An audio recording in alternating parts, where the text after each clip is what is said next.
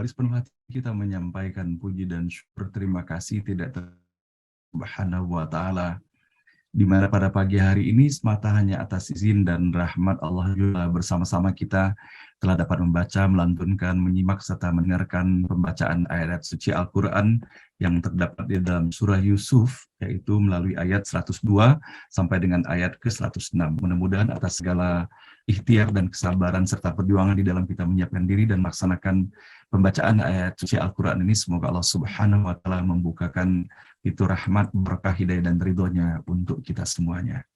Nah baiklah Bapak dan Ibu, bersama kini kita menelusuri pesan-pesan terbaru yang kita dapati di dalam ayat ke-102 sampai ayat ke-106 pada pagi hari ini. Namun sebagaimana biasanya, alangkah baik dan eloknya apabila kita memperhatikan sejenak atas apa-apa yang telah kita dapati pada ayat-ayat sebelumnya, yaitu masih berada kita di dalam kumpulan ayat-ayat yang menceritakan tentang keberadaan Nabi Yusuf alaihissalam, ayahanda tercintanya Nabi Yakub alaihissalam, serta saudara-saudaranya. A'udzubillahi minasyaitonirrajim. Aku berlindung kepada Allah dari segala godaan syaitan yang terkutuk. Bismillahirrahmanirrahim, dengan menyebut nama Allah yang Maha Pengasih lagi Maha Penyayang. Sampai dengan ayat 101 yang telah sama-sama kita baca kemarin Bapak dan Ibu, bahwa betapa kalausannya kita memperhatikan, mengkilas balik secara seksama sejak awal kita membaca surah Yusuf ini. Betapa Allah telah menyampaikan bahwa ini adalah kisah terbaik yang disajikan di dalam Al-Quran ini. Ahsanul Qasas, itulah yang Allah sebutkan istilahnya untuk surah Yusuf ini. Betapa kemudian kita mendapati melalui kisah Yusuf ini perjalanan kehidupan seorang anak manusia, yaitu Nabi Yusuf alaihissalam sejak masa kanak-kanaknya, dan berbagai episode kehidupan dan berbagai etape serta ujian pun dialaminya. Namun sebagaimana kita dapati bahwa Nabi Yusuf alaihissalam adalah putra yang memiliki kesantunan yang luar biasa, kelemah lembutan hati, sangat mencintai dan dicintai pula oleh ayahndanya. Dan betapa tidak hanya elok parasnya, tetapi indah pula sesungguhnya kelakuan dan akhlak dan karakter pribadinya. Sehingga kita bisa mendapati ternyata di dalam kehidupan ini, maha benar Allah yang telah menyampaikan ayat-ayat ini kepada kita semuanya, bahwa sepatutnya yang kita dapati dalam kisah Yusuf ini ataupun dalam kisah-kisah lain yang disajikan di dalam Al-Quran, bukan hanya menjadi bagian dari perjalanan kehidupan para nabi dan rasul bersama umat dan kaum yang mereka hadapi pada masa-masa itu, tetapi sesungguhnya melainkan di dalamnya terdapat refleksi untuk menjadi contoh dan keteladanan pula bersama bagi kita semuanya di dalam kita mengisi dan menyikapi perjalanan kehidupan kita sekarang ini. Maka betapa Bapak dan Ibu yang dirahmati Allah, sebagaimana di dalam kisah ini, ujian-ujian itu tidak selalu datangnya dari luar, namun bisa saja ujian itu justru dihadirkan melalui orang-orang dalam sendiri. Seperti yang kita dapati dalam peristiwa Nabi Yusuf ini. Sepatutnya dan siogianya sebagai saudara yang lebih tua, yang lebih kuat tentunya menyayangi yang lebih kecil, yang lebih lemah, lebih muda. Namun tidak demikian halnya.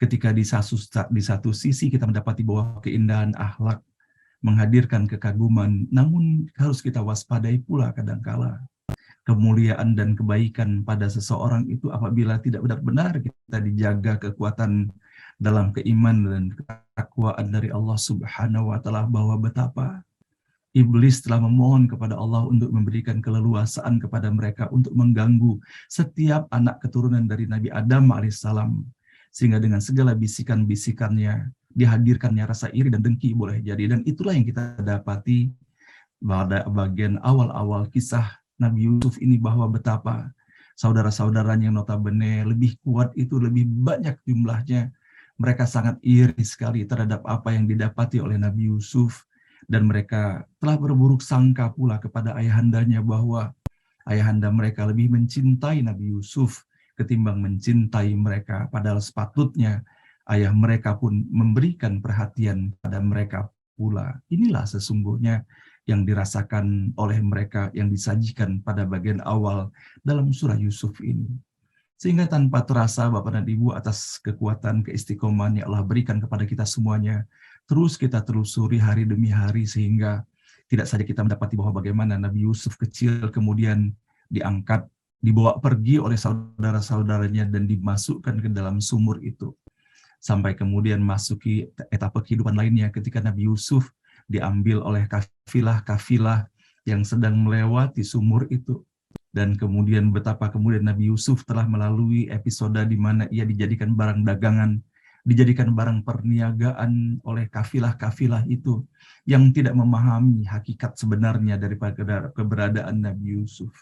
Sampai dengan kemudian kita bisa mendapati bahwa bagaimana kemudian Al-Aziz, seorang penguasa Mesir ketika itu, atas izin dan rahmat Allah memiliki simpati yang luar biasa kepada Nabi Yusuf sehingga dibelinya dengan harga yang sangat tinggi pada pasar pelelangan itu dan diangkatnya untuk menjadi putranya, untuk menumpahkan kasih sayang di dalam kehidupan keluarganya, yang dimana kita dapati melalui para mufasir dan para ahli sejarah bahwa Al-Aziz yang disebutkan penguasa di dalam kota itu dalam kehidupannya bersama istrinya yang disebutkan juga oleh beberapa mufasir bernama Zulaiha, maka mereka tidak memiliki putra sehingga ia berkeinginan agar kehadiran Nabi Yusuf akan meramaikan dan menjadi bagian dari keluarganya. Namun episode baru pun dihadapi oleh Nabi Yusuf yang sepatutnya melalui ibu asuhnya mendapatkan pelayanan dan perlakuan sebaik-baiknya. Bahkan justru sebaliknya godaan yang sangat besar ketika Nabi Yusuf beranjak dewasa, justru godaan itu datangnya dari ibu asuhnya sendiri. Namun kemudian kita bisa mendapati bahwa Nabi Yusuf alaihissalam senantiasa menggantungkan dirinya kepada Allah Subhanahu wa Ta'ala sehingga terselamatkan dari upaya penggodaan itu sendiri. Sehingga kemudian memasuki pula babak barunya, Nabi Yusuf dimasukkan dalam penjara atas rekayasa-rekayasa politik itu sendiri oleh para penguasa yang tentunya atas permintaan dari istrinya agar tidak tercemar nama mereka. Namun sepanjang apa mereka bisa melakukan segala sesuatu untuk menutupi aib itu dan ternyata kemudian tersebarlah atas apa yang telah dilakukannya. Maka kemudian sama-sama kita bisa mendapati bahwa bagaimana atas apa yang telah berlaku dalam kehidupan Nabi Yusuf yang mendapatkan penggodaan dari istri sang penguasa itu telah menjadi berita yang luar biasa sampai dengan kemudian kita telah mendapati bagaimana atas izin dan rahmat Allah Subhanahu wa Ta'ala kita dapati dalam ayat-ayatnya betapa kemudian istri sang penguasa mengumpulkan istri-istri para pembesar lainnya, kemudian disediakan sebuah hidangan dan kemudian pada saat menikmati hidangan yang digambarkan dengan mengupas buah tersebut, maka Nabi Yusuf pun dikeluarkan dan betapa kemudian kita mendapati para istri pembesar itu ternyata tidak ada bedanya dengan istri sang penguasa itu sendiri memiliki kekaguman dan kemudian hasrat yang luar biasa terhadap Nabi Yusuf. Maka kemudian Allah memberikan pembelajaran lagi kepada kita semuanya bahwa terjadi persekongkolan kemudian antara istri Al-Aziz itu dengan istri-istri pembesar lainnya yang pada awalnya kita dapati bahwa betapa mereka mencerca dan mencela perlakuan istri Al-Aziz itu, namun kemudian ternyata mereka sendiri ternyata tidak ada bedanya dengan istri Al-Aziz dan bahkan mereka kemudian berkomplot dan bersekongkol untuk menjadikan Nabi Yusuf itu benar-benar dijebloskan di dalam penjara itu. Dan betapa kemudian dengan penuh kesabaran Nabi Yusuf memasuki kehidupan episode barunya di dalam penjara dan kemudian disampaikan beritanya bahwa Nabi Yusuf dimasukkan ke dalam penjara bersama dua orang yang notabene kedua orang ini adalah petugas-petugas rumah tangga kerajaan yang kemudian mereka menghadirkan dan menyampaikan mimpi mereka masing-masing. Betapa atas izin dan petunjuk Allah Subhanahu wa Ta'ala Nabi Yusuf bisa menyampaikan takwil daripada mimpi yang disampaikan tersebut. Namun Nabi Yusuf menyampaikan kepada salah satu yang diperkirakan akan selamat atas takwil daripada mimpi yang disampaikannya bahwa untuk menyampaikan berita keberadaan dirinya kepada sang raja. Namun itulah hakikat keberadaan manusia setelah ia lolos dari ujian itu. Kita bisa mendapati bahwa sang pembantu raja yang kemudian mendapatkan kemuliaan benar seperti apa yang ditakwilkan oleh Nabi Yusuf, seketika lupa atas janjinya amanah yang telah diberikan oleh Nabi Yusuf kepadanya. Namun hal ini tidak menjadi masalah bagi Nabi Yusuf. Bagaimana kita bisa mendapati bertahun-tahun Nabi Yusuf tinggal dalam penjara itu dengan penuh kesabarannya. Dan sampai akhirnya atas izin dan rahmat Allah pula lah, kemudian kita bisa mendapati bahwa sang raja bermimpi yang sangat aneh sesungguhnya dalam pandangannya, ataupun pandangan orang-orang di seputarnya sekalipun, yang mengatakan bahwa mimpi itu adalah mimpi yang tidak berarti sama sekali. Sampai dengan kemudian baru teringat kemudian sang pembantu raja bahwa ia memiliki teman di penjara yang bernama Nabi Yusuf yang bisa mentakwilkan mimpi itu. Dan betapa kemudian kita mendapati pula karakter lainnya dari seorang anak manusia yang melakukan kebaikan tiada lain hanya sekedar untuk kepentingan dirinya. Betapa kemudian ia tergesa-gesa untuk mendapatkan informasi daripada Nabi Yusuf atas takwil daripada mimpi itu. Namun tujuannya adalah untuk kepentingan dirinya semata agar ia mendapatkan keistimewaan dalam pandangan mata sang raja itu sendiri. Namun kemudian betapa benarnya atas apa yang telah disampaikan oleh Nabi Yusuf atas takwil mimpi itu sendiri, betapa 7 ekor sapi yang kurus memakan 7 ekor sapi yang gemuk, dan bagaimana 7 tangkai padi yang kurus bisa memakan pula 7 tangkai gandum yang sangat gemuk itu. Maka takwil mimpi itulah yang menghantarkan nasihat kepada sang raja untuk melakukan investasi dan penghematan yang luar biasa dari hasil pertanian mereka, sehingga kemudian kita bisa mendapati dalam ayat-ayat yang disajikan dalam surah Yusuf ini, betapa ketika negara-negara lain mengalami paceklik kekeringan dan tidak memiliki bahan pangan, namun Mesir yang ketika itu Nabi Yusuf yang telah diangkat oleh sang raja sebagai penguasa, sebagai wazirnya, sebagai bendaharanya yang mengelola dengan sebaik-baiknya. Dan betapa pula Allah telah memberikan petunjuk ilmu yang luar biasa, termasuk di dalam menyimpan bulir-bulir gandum itu sendiri yang tetap di dalam tangkainya. Dan betapa sesungguhnya begitu banyaknya pesan yang dihadirkan di dalam ayat ini.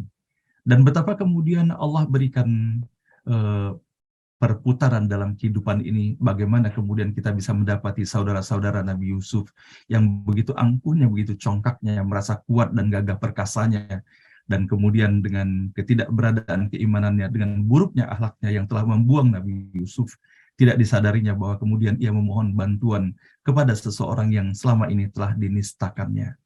Hal ini pun menjadi peringatan dari Allah Subhanahu wa Ta'ala bagi kita semuanya.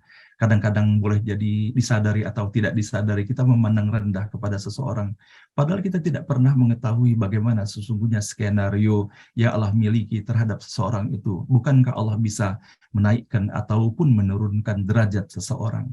Maka betapa selamatnya apabila kita memiliki kepribadian yang sama, yaitu kepada siapapun, apakah dia mulia ataukah dia hina dalam pandangan masyarakat, dalam pandangan manusia, namun kita harus ingat bahwa ia tetaplah hamba Allah Subhanahu wa Ta'ala, sehingga tidak pada tempatnya apabila kita menghina ataupun menistakan seseorang itu. Maka inilah Allah tunjukkan, dan di sisi lain kita sama-sama telah mendapati bahwa bagaimana Nabi Yusuf yang telah mendapatkan perlakuan yang luar biasa itu, namun kepada saudara-saudara yang datang kepadanya tetap penuh cinta, diberikan pelayanan terbaiknya kepada mereka. Walaupun pada saat itu saudara-saudaranya belum mengetahui sesungguhnya siapakah Nabi Yusuf itu. Nah, di sini Bapak dan Ibu yang dirahmati Allah, kita pun dapati pula sabar diri. Nabi Yusuf memiliki luar biasa samudera kesabaran di dalam dirinya, dan begitu pula halnya dengan ayahanda tercintanya Nabi Yakub alaihissalam. Walaupun putra-putra lainnya telah memutuskan silaturahimnya dengan putra terkasihnya Nabi Yusuf alaihissalam, namun ia pun tetap bersabar dengan perannya sebagai ayah daripada mereka semuanya, sehingga terus memberikan pembimbingan kepada mereka. Sehingga pada puncaknya Bapak dan Ibu, betapa bahagianya kita pun bisa merasakan kalau saat kita membayangkan perjumpaan antara seorang anak dengan seorang ayah yang berpuluh-puluh tahun dipisahkan. Dan betapa kemudian kita bisa mendapati bagaimana Nabi Yusuf alaihissalam mengirimkan pakaiannya untuk dikirimkan kepada ayahandanya dan diusapkan ke wajah ayahandanya. Sehingga kita bisa mendapati Nabi Yakub yang begitu sedih, apalagi setelah kehilangan kemudian putra keduanya Benyamin yang tidak dibawa pulang oleh saudara-saudara meskipun mereka telah bersumpah di hadapan Allah Subhanahu wa Ta'ala. Namun Nabi Yakub terus menyampaikan fasabrun jamil, bahwa kesabaran itulah yang indah dan itulah yang dipraktekkan oleh Nabi Yakub dan Nabi Yusuf. Sehingga Bapak dan Ibu, betapa indahnya kemudian ketika Nabi Yakub mencium aroma Nabi Yusuf, walaupun ketika itu Nabi Yusuf masih terpisah jauh darinya. Kemudian pakaian itu pun belum pula sampai kepadanya. Namun atas izin dan rahmat Allah, dia telah mencium aroma Nabi Yusuf. Nabi Yakub tidak pernah pupus keyakinannya bahwa ia akan tetap berjumpa dengan putranya. Dan hal itu tidak diketahui oleh putra-putra lainnya. Nah, inilah Bapak dan Ibu yang dirahmati Allah, sepatutnya menjadi pesan kepada kita semuanya. Jangan pernah kita berputus asa terhadap rahmat Allah Subhanahu wa Ta'ala. Nah, Bapak dan Ibu, betapa bahagianya kemudian ketika Nabi Yusuf alaihissalam bisa berjumpa kembali dengan ayahandanya, dan kita bisa melihat bahwa bagaimana Nabi Yusuf memperlakukan ayahandanya, dan itulah yang kita dapati sebagaimana kita bisa membacanya di dalam ayat ke-100 sampai dengan ayat 101 yang telah kita sama-sama baca kemarin. Dan diangkatnya kedua orang tuanya ke atas singgasana kehormatan, dan mereka semua tunduk bersujud di depannya. Dan ia pun berkata, "Wahai ayahku, inilah arti mimpiku dulu. Tuhanku telah menjadikannya kenyataan. Ia memperlakukan aku dengan sebaik-baiknya, tatkala ia membebaskan aku dari penjara dan membawa kamu sekalian kemari dari padang pasir, sesudah syaitan menyebarkan permusuhan antara aku dengan saudara-saudara aku. Sungguh Tuhanku maha lembut terhadap segala yang dikehendakinya. Sungguh dia maha tahu, maha bijaksana." Betapa indahnya akhlak yang disajikan pada akhlak Nabi Yusuf ini. Dan betapa segala perbuatan tidak baik yang telah dilakukan oleh mereka dibalasnya justru dengan perbuatan kebaikan, penuh kesabaran dan penuh kecintaan. Semoga Bapak dan Ibu yang dirahmati Allah, di dalam kita melihat kini, memandang kisah Nabi Yusuf, di dalam kita menyampaikan doa kepada Allah Subhanahu wa Ta'ala, jangan terpukau kita hanya pada keindahan paras sebagaimana digambarkan bahwa indahnya paras Nabi Yusuf. Boleh kita memohon kepada Allah untuk diberikan paras yang baik, namun sebagaimana Rasulullah SAW menyampaikan pesan kepada kita, dan ketika kita bercermin itu, Allahumma kama hassanta khalqi fahsin khuluqi, itu yang Rasulullah ajarkan kepada kita semuanya. Wahai Allah, sebagaimana engkau telah membaguskan bentuk rupaku, maka baguskanlah pula akhlakku. Maka pada diri Nabi Yusuf alaihissalam sebetulnya yang paling menonjol dan ditonjolkan oleh Allah Subhanahu wa Ta'ala di dalam surah Yusuf ini adalah keindahan akhlaknya. Maka tentunya ketika kita berdoa kepada Allah Subhanahu wa Ta'ala untuk putra ataupun putri kita, ataupun untuk diri kita sendiri, yang kita memohonkan kepada Allah itu adalah indahnya akhlak. Seburuk apapun dalam pandangan manusia, ketika seseorang itu memiliki akhlak yang mulia, maka Allah akan berikan kemuliaan kepadanya. Namun sebaliknya, seelok apapun dalam pandangan manusia, kalau buruk akhlaknya, maka akan hina pula dalam pandangan Allah dan tentunya dalam pandangan manusia. Nah, Bapak dan Ibu yang dirahmati Allah, kita bisa mendapati pula bagaimana doa-doa yang dihantarkan. Ya Tuhan, Engkau menganugerahkan kepadaku sebagian kekuasaan dan mengajarkan aku sebagian takwil mimpi dan peristiwa.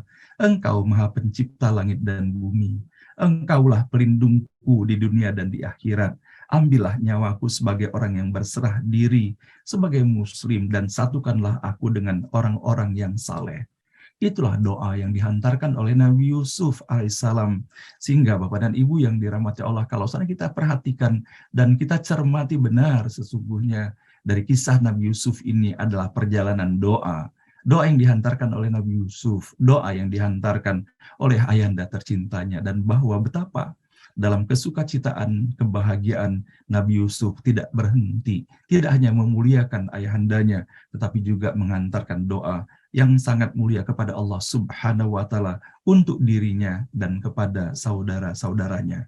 Mudah-mudahan kita menjadi bagian dari hamba Allah Subhanahu wa Ta'ala yang yakin dan istiqomah untuk terus mengantarkan doa, dan pada hakikatnya doalah yang menjadi pakaian hakiki pada setiap hamba-hamba yang beriman kepada Allah Subhanahu wa Ta'ala. Nah, baiklah Bapak dan Ibu yang dirahmati Allah, dan kini kita bersama-sama memasuki pesan-pesan Allah yang terdapat pada ayat yang kita baca di pagi hari ini. A'udzubillahi minasyaitonirrajim. Bismillahirrahmanirrahim. Dzalika min amba'il ghaibi nuhihi ilaik. Itulah sebagian kisah gaib yang kami wahyukan kepadamu.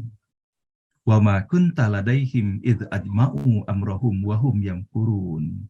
Dan engkau tidak hadir bersama mereka tatkala mereka berkomplot bersama menyusun tipu muslihat. Ayat ke-103. Wa ma aktsarun nasi walau harasta bimu'minin. Dan kebanyakan manusia tidak mau beriman sekalipun sangat engkau inginkan. Ayat 104. Wa ma tas'aluhum alaihi min ajr. Dan engkau tidak meminta sesuatu imbalan kepada mereka. In huwa illa dzikrul lil alamin. Tidak lain itu hanya seruan kepada makhluk semesta. Ayat 105. Wa ka'ayyim min ayatin fis samawati wal ardi yamurruna 'alaiha wa hum anha mu'ridun. Dan berapa banyak tanda di langit dan di bumi yang mereka lalui, namun mereka membuang muka dari semua itu. Terakhir, wa ma yu'minu aktsaruhum billahi illa wa hum musyrikun. Dan kebanyakan mereka yang tidak beriman kepada Allah hanyalah mereka yang mempersekutukannya. Nah, Bapak dan Ibu yang dirahmati Allah, dari apa yang kita baca pada ayat-ayat 102 sampai dengan 106 pada pagi hari ini, adalah merupakan penutup dari kisah Nabi Yusuf yang telah Allah hantarkan begitu rincinya. Dan sebelum kita menelusuri lebih lanjut, saya tertarik Bapak dan Ibu bahwa pada ayat 102 yang kita baca pada pagi hari ini terdapat kata amba'i. Dzalika min amba'il ghaibi nuhihi ilaik. Maka kita bisa mendapati Bapak dan Ibu dengan menggunakan kata naba'a yang terdapat dan merupakan akar daripada kata yang didapati pada ayat ke-102 ini, maka begitu banyaknya kata yang berasal dari kata ini dengan segala turunannya yang disajikan di dalam Al-Quran. Dan kalau kita memperhatikan Bapak dan Ibu bahwa banyak sekali kemudian pemaknaan-pemaknaan yang terkait dengan kata naba'ah yang pada hari ini kita dapati dalam bentuk anba'i pada ayat ini. Maka di dalam Al-Quran Bapak dan Ibu, begitu banyaknya bentuk-bentuk yang Allah hadirkan untuk kita semuanya, dan bahkan termasuk di dalamnya adalah kata Nabi itu sendiri. Maka dari beberapa penelusuran dalam begitu banyaknya turunan-turunan kata yang terkait dengan kata ini, dan khususnya dengan kata amba'i ini sendiri, maka saya ingin sekali membacakan untuk diri saya dan kita semua pada pagi hari ini. Apa yang bisa kita telusuri dan kita dapati dari kata amba'i yang kita dapat di dalam ayat ini adalah yang pertama, sama-sama kita bisa mendapatinya di dalam surah Al-Imran, dalam surah Al-Imran ayat ke-44. Dzalika min amba'il ghaibi nuhihi ilaik. Dan bagaimana kita bisa mendapati redaksinya pun persis sama antara yang didapati dalam ayat 102 dengan ayat 100 dan dengan ayat 44 ini. Itulah sebagian dari berita-berita gaib yang kami wahyukan kepadamu Muhammad. Wa ma kunta ladaihim iz yulquna aqlamahum ayyuhum yakfulu Maryam wa ma kunta ladaihim iz yahtasimun. Padahal engkau tidak bersama mereka ketika mereka melemparkan pena mereka untuk mengundi siapa di antara mereka yang akan memelihara Maryam, dan engkau pun tidak bersama mereka ketika mereka bertengkar. Bahwa bagaimana kita bisa mendapati bahwa di dalam ayat ini kepada Nabi Muhammad SAW, Allah yang langsung memberitakan mengenai kejadian-kejadian pada Nabi dan Rasul sebelumnya, termasuk yang disebutkan dalam ayat 44 ini mengenai berita kehadiran Maryam dan kemudian melahirkan putranya Isa bin Maryam itu. Dan begitu pun kita bisa mendapatnya dalam surah Hud. Tilka min amba'il ghaibi nuhihi ilaik. Persis sama dengan apa yang kita dapati dalam ayat 102 pada pagi hari ini. Namun terdapat kelanjutan yang berbeda di dalam ayat ini, konteksnya, Itulah sebagian dari berita-berita gaib yang kami wahyukan kepadamu, Muhammad. Tidak pernah engkau mengetahui dan tidak pula kaum sebelum ini. Maka bersabarlah. Sungguh kesudahan yang baik adalah bagi orang yang bertakwa. Sehingga betapa kita bisa mendapati pula terdapat terminologi sabar dan kemudian bertakwa di dalam ayat ini. Maka semoga Bapak dan Ibu yang dirahmati Allah, apabila kepada Nabi Muhammad SAW, sebagaimana disampaikan dalam ayat 49 pada surah Hud ini, dengan kesabaran dan ketakwaan Nabi Muhammad SAW, maka Allah berikan keleluasaan, kemudahan, dan Allah sampaikan beritanya. Maka semoga Bapak dan Ibu atas izin dan rahmat Allah diberikan kemudahan kita untuk dapat memahami pesan-pesan yang terkandung di dalam ayat-ayat ini. Dan begitu kita bisa mendapatinya dalam ayat ke-100. Dzalika min amba'il qura naqussuhu 'alaika minha qa'imun wa hasid. Itulah beberapa berita tentang negeri-negeri yang telah dibinasakan yang kami ceritakan kepadamu Muhammad. Di antara negeri-negeri itu sebagian masih ada bekas-bekasnya dan ada pula yang telah musnah. Dan begitu pun pada ayat 120 dalam surah Hud. Wa kullan naqussu 'alaika min amba'ir rusuli ma nuthabbitu bihi fu'adak wa ja'aka fi hadhil haqqu wa mau'izah wa dzikra lil mu'minin. Dan semua kisah Rasul-Rasul kami ceritakan kepadamu Muhammad, agar dengan kisah itu kami teguhkan hatimu, dan di dalamnya telah diberikan kepadamu segala kebenaran, nasihat dan peringatan bagi orang yang beriman. Sehingga kembali kita mendapatkan penegasan dari Allah Subhanahu wa Ta'ala bahwa di dalam cara pandang kita terhadap kisah-kisah yang disajikan di dalam Al-Quran, bukannya sekedar kisah pengantar tidur belaka, tetapi adalah merupakan pesan-pesan luar biasa dari Allah sebagaimana disebutkan di dalam ayat ini. Waja'aka fi hadhil haqq, bahwa Allah menyampaikan tentang kebenaran melalui kisah-kisah ini. Wa mau'izah, bahwa di situ terdapat sebuah nasihat, sebuah pembelajaran. Wa dzikra lil mu'minin, dan sebagai peringatan bagi orang-orang yang beriman. Maka kita memohon kepada Allah Subhanahu wa Ta'ala dalam keistiqoman iman dan Islam kita, maka kita diberikan keleluasaan di dalam menyerap makna yang terkandung di dalam pesan-pesan kisah-kisah dalam Al-Quran ini, dan tentunya diberikan keistiqoman pula di dalam mempraktekkannya di dalam kehidupan kita. Dan tidak cukup dengan itu, Bapak Ibu sekalian, selain daripada ayat-ayat terdapat dalam surah Hud yang mengawalinya dengan kita membaca surah Yusuf ayat 102 pada hari ini. Dalam surah Toha ayat 99 terkait dengan kisah Nabi Musa, Allah pun menyampaikan, kadzalika naqussu 'alaika min amba'i ma qad sabaq wa qad atainaka min ladunna dzikra. Demikianlah kami kisahkan kepadamu Muhammad sebagian kisah umat yang telah lalu, dan sungguh telah kami berikan kepadamu suatu peringatan, yaitu Al-Qur'an dari sisi kami. Walaqad ja'ahum minal amba'i ma fihi musdajar. Dan sungguh telah datang kepada mereka beberapa kisah yang di dalamnya terdapat ancaman terhadap kekafiran. Maka selain itu kita bisa mendapati banyak sekali sesungguhnya Bapak Ibu sekalian di dalam Al-Quran ini. Hanya beberapa saja yang akan saya bacakan ini. Yaitu bagaimana di dalam Al-Quran selain amba'il ghaib, maka disampaikan pula amba'aka. Wa iz asarra an-nabi ila ba'di azwajihi haditha falamma nabba'at bihi wa adharahu Allahu alaihi arrafa ba'dahu wa radu an ba'd falamma nabba'aha bihi qalat man amba'aka hadza qala nabba'ani al-alimul khabir. Bagaimana di dalam ayat ini kita bisa mendapati beberapa bentuk di dalamnya. Yang pertama adalah nabba'at bihi. Kemudian kita mendapati nabba'aha bihi, dan kemudian kita mendapati pula nabba'ani. Semuanya ini adalah memiliki akar kata yang sama dengan apa yang kita dapati dalam ayat 102. Dan ingatlah ketika secara rahasia Nabi membicarakan suatu peristiwa kepada salah seorang istrinya, Hafsah.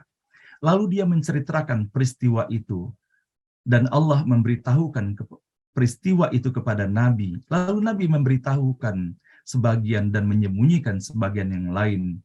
Maka ketika Nabi memberitahukan pembicaraan itu kepadanya, Dia bertanya, siapa yang telah memberitahukan hal ini kepadamu?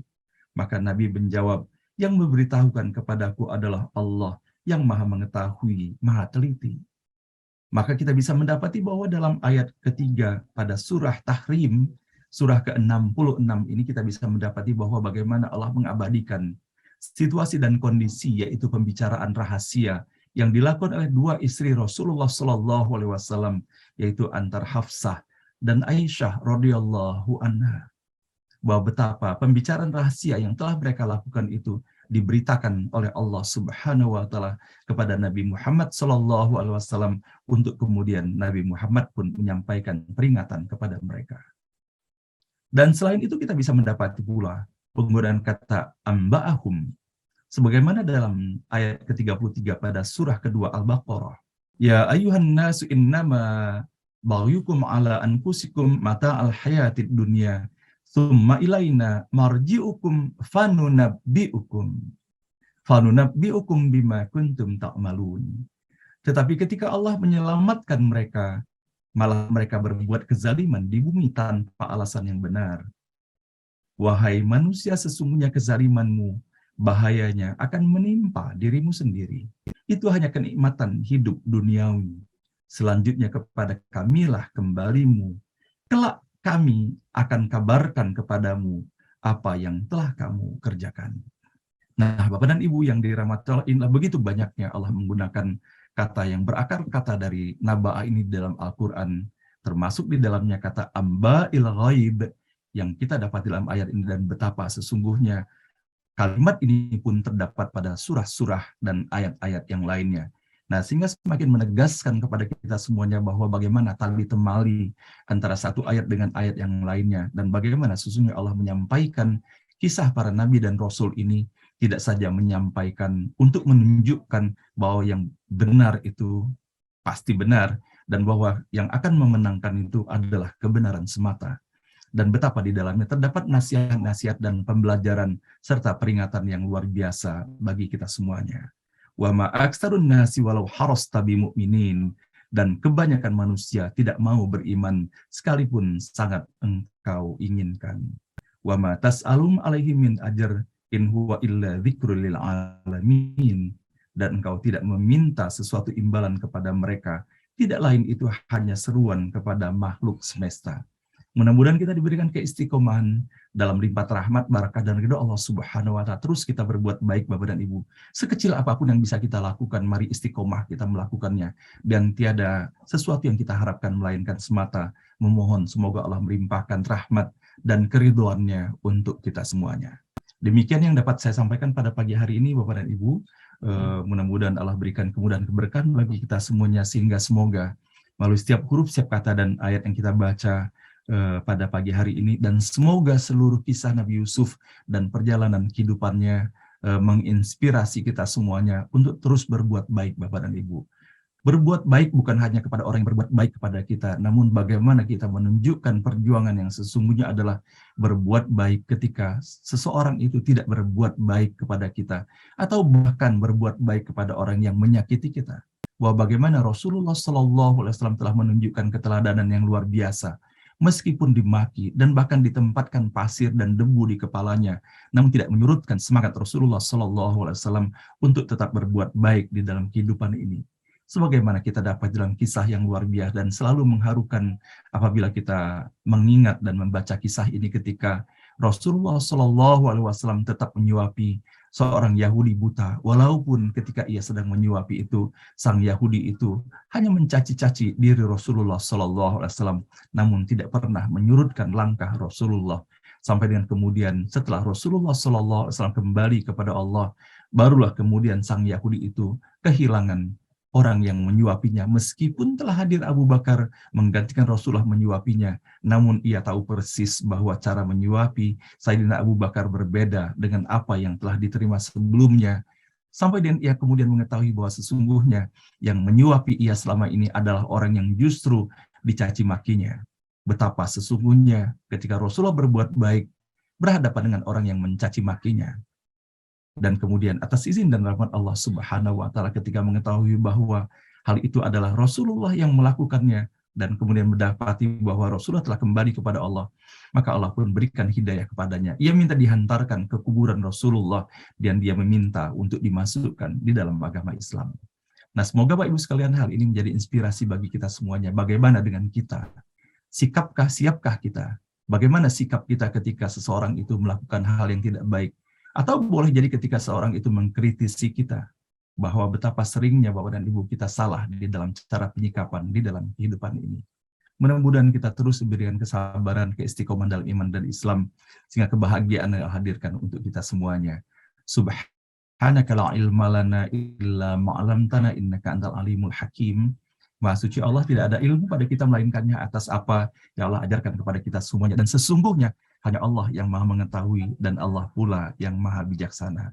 Nah, demikian Bapak dan Ibu yang dapat saya hantarkan untuk diri saya dan kita semuanya pada pagi hari ini. Semoga melalui setiap huruf, setiap kata dan ayat yang kita baca di pagi hari ini terus menjadi cara kita beristighfar, mohon ampun kepada Allah Subhanahu wa taala atas segala kebodohan, kelalaian, dosa ataupun maksiat yang kita lakukan terhadap Allah Subhanahu wa taala dalam perjalanan kehidupan kita kemarin ataupun hari-hari sebelumnya.